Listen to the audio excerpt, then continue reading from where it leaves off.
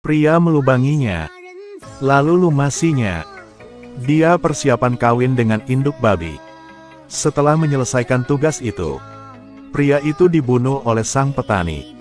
10 bulan kemudian babi itu melahirkan seorang anak laki-laki.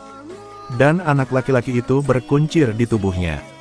Untuk menutupinya, sang petani langsung pakai tang. Tanpa ampun memotong ekor anak laki-lakinya. Mungkin berasal dari gen baik babi itu. Anak laki-laki itu sedang tumbuh. Dia menunjukkan bakat penghasilan yang kuat. Dia selalu menang juara pertama dalam lomba makan. Dan itulah yang diharapkan sang petani.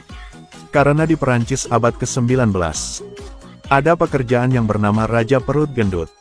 Profesi ini tidak hanya dihargai oleh masyarakat. Dan saat menangkan game bisa mendapatkan banyak koin emas.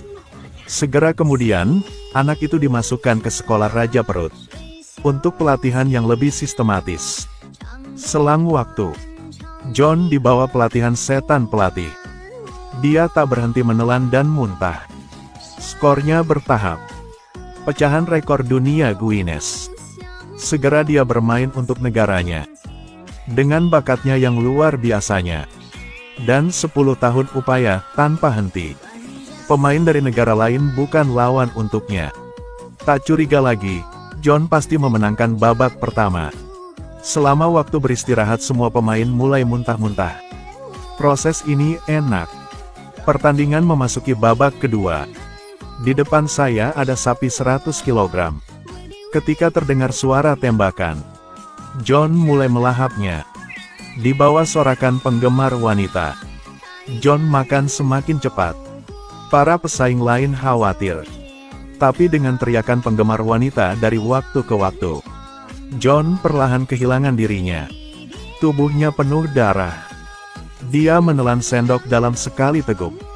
Meski kalah juara, tapi dia menuai cinta. Setahun kemudian kedua orang itu melahirkan bayi laki-laki. Jelas anak itu tidak memiliki kepang. Dan terlihat sangat kurus juga. John berpikir lebih baik memberi anak itu lebih gemuk. Tapi itu tidak berguna. Anaknya tetap kurus meski sudah lebih tumbuh. Yang tidak dapat mewarisi jubah ayahnya. Dia hanya bisa mencari nafkah dengan menjalankan toko boneka. John sekarang beratnya lebih dari 1 ton. Tidak bisa mengurus dirinya sendiri. Sang istri sudah meninggalkannya. Dia hanya bisa mengandalkan putranya untuk melayaninya menuangkan air seni dan kotoran.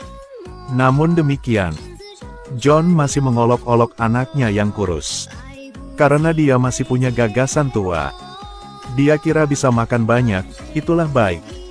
Tak ada untuk dilakukannya. Dia akan memutar videonya saat masih muda.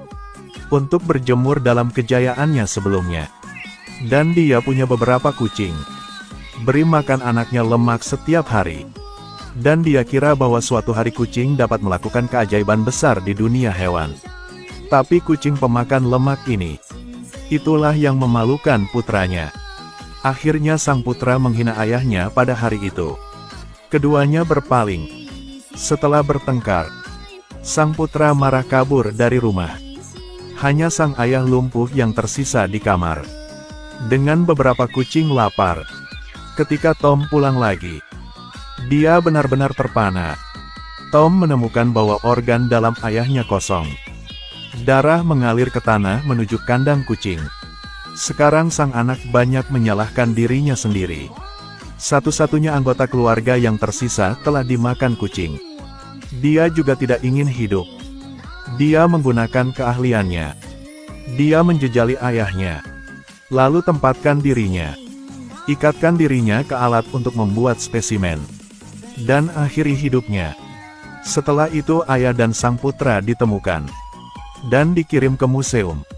Kedua ayah dan putranya, seorang mengejar kemenangan. Seorang mengejar kesenian. Tapi mengejarnya dengan cara yang sangat memuakkan. Dunia ini masih belum bisa menjelaskannya.